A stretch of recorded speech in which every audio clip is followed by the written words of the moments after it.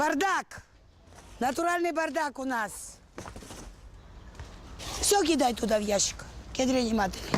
На легком катере. ზაფხულს სვეტადეიდა მეგობარ ტატიანასთან ერთად პავლოვის სამში ფაზენდაზე ატარებს. უკვე 4 წელია რაც აქ ცხოვრობს. ფაზენდა დაქაურობა თვითონვე მონათლა. У нас хорошая постель есть, ты не беспокойся, просто у нас немножко далагებული არ არის და ეხლა მაპატიეთ будущее. ხან გადავსებულ კონტეინერებს ასუფთავებენ, ხანაც მისაღებში ფუსფუსებენ.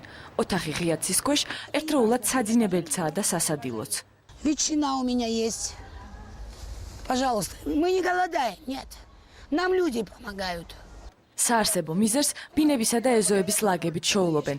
დამატებით შემოსავლის წყარო ნაგვის კონტეინერია. იქ ბოთლებს ეძებენ. Холодно было, водку пили, сейчас пиво будем пить. Აბა что? სვეტადეიდა სპირტითა და ნაგვით გაჟღენთილი ცხოვრებით კმაყოფილია, თუმცა ნაგვის ზღვა მისთვის საარსებო წყაროს გარდა კრიტიკის საფუძველიცაა. Наши грузины очень чистые были, очень сильно чистые были. Сейчас они опустились. А что произошло? Что произошло, по моему мнению? По моему мнению, что произошло? Потому что правительство не годится. Не годится правительство. Если бы правитель нормальный был, он никогда в жизни бы вот такую грязь не допустил бы.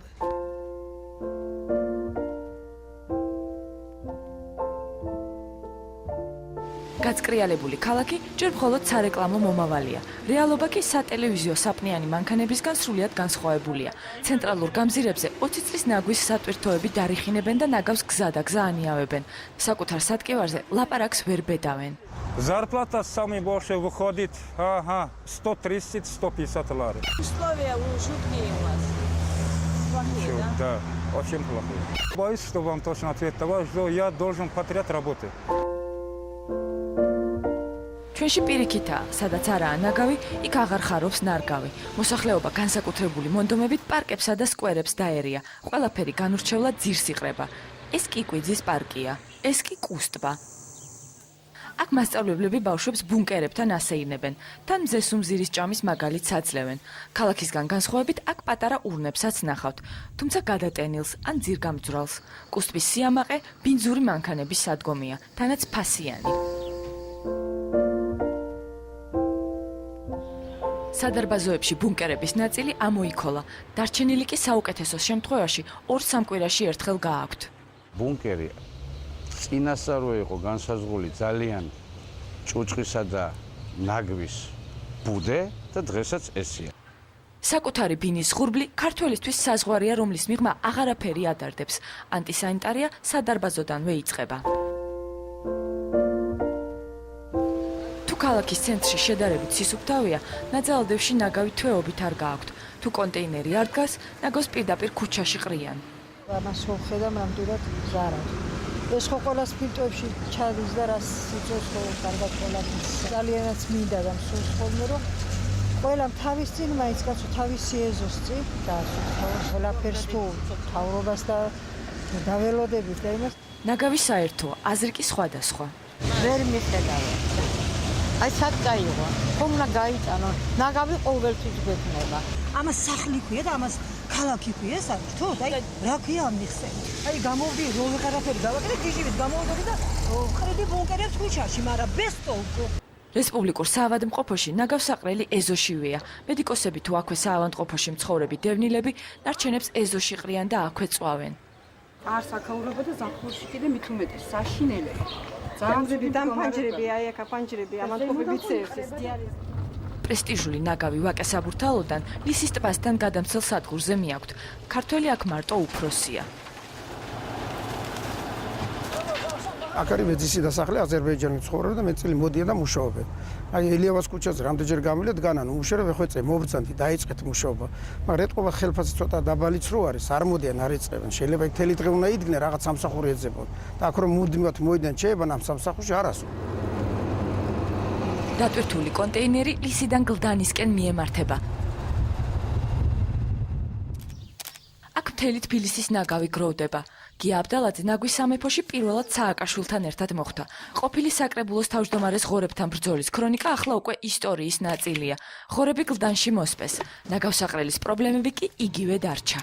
ეს ჩვენი პრობლემაა, თითოეული ჩვენთაგანის პრობლემაა, იმიტომ რომ ყველამ უნდა ვიცოდეთ, რომ საკუთარი სადარბაზოს იქეთ შენი ქვეყანა არის, შენი სახლი არის, შენი ეზო არის და უნდა უფრთხილებოდი ყველაფერს, მაგრამ ნუ ჩვენ და სამწუხარო ჯერ ყოველ შემთხვევაში ავიცნობენ, იმიტომ რომ სადარბაზოს როგორც გაცდებით, უბრალოდ ყველგან გრძნობ ქალაქში. ანალოგიით სადარბაზოშიც ანალოგიური მდგომარეობა. გლდანელების ცხოვრება ქარის მიმართულებაზეა აწყობილი. საღამოსკენ კვამლი ისე მატულობს, რომ ამ კორპუსების მაცხოვრებლები ფანჯრებს ვერ აღებენ. თქვენ არიცით, რა მძიმე სუნი ჩამოწვება, ოდნავ როგორც კი აცივდება. დღეზე არის და ცოტა ასული ეს მძიმე ტოქსიკები, მომწამლელი შხამი. მაგრამ საღამო როგორც კი დადგება, ჩამოეფინება როგორც ღრუბელი. და არის საზიზღარი სუნი, ვერ ვაღებთ ფანჯრებს, ამ სიცხეში ვიხუთებით. აი სული გვაქვს შეხუთული. ტოქსიკური ბოლისგან არანაკლებ წვალობს რუსთავის მოსახლეობა. იალღუჯას ნაგავსაყრელი ფაქტობრივად სიმსივნური ბომბია. ნაგვისტვის შედეგად წარმოქმნილი ფურანი და დიოქსინი კიბოს იწვევს. წლინახევრის წინ გარემოს დაცვის სამინისტროსა და ბიპის შორის დაიდო ხელშეკრულება, რომლის მიხედვით კომპანიამ იალღუჯაზე 200 ტონა ნაგავი შეიტანა. სამაგიეროდ ბიპის ნაგავსაყრელის კეთილმოწყობაზე უნდა ეზრუნა. ამ ხნის განმავლობაში თითქმის არაფერი გაკეთებულა. თურმე მათი მუშები ჯობიან ჩვენ მუშებს, რომ მათ მუშებს აქ მუშაობა არ შეუძლიათ, ხოლო ქართულ მუშებს შეიძლება რომ იმუშაონ. ვიდრე სამინისტრო ბიპისთან ერთად გამოსავლის ძიებაშია დრო მიდის. იალღუჯაზე კი ნაგავთან ერთად მატულობს საფრთხე მოსახლეობის ჯანმრთელობისთვის. მას შემდეგ, რაც ნაგავსაყრელები, ნაგვის გადამწყვეტი პუნქტები და ბუნკერები შემოვიარა, გადავწყვე ქალაქის დასუფთავების სამსახურის უფროს კობას უბელიანს წვეოდი.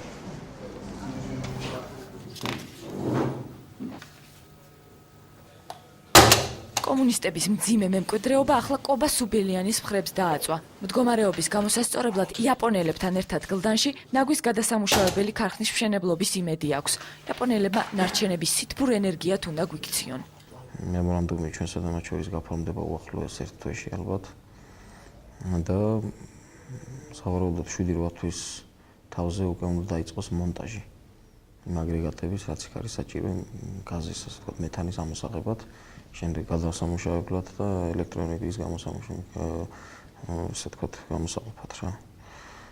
სერიოზული პროექტი მე ვფიქრობ, რომ გავალთ ფონს რა. მით უმეტეს ჩვენგან ყველანაირი პირობა, ასე ვთქვათ, იცემულია.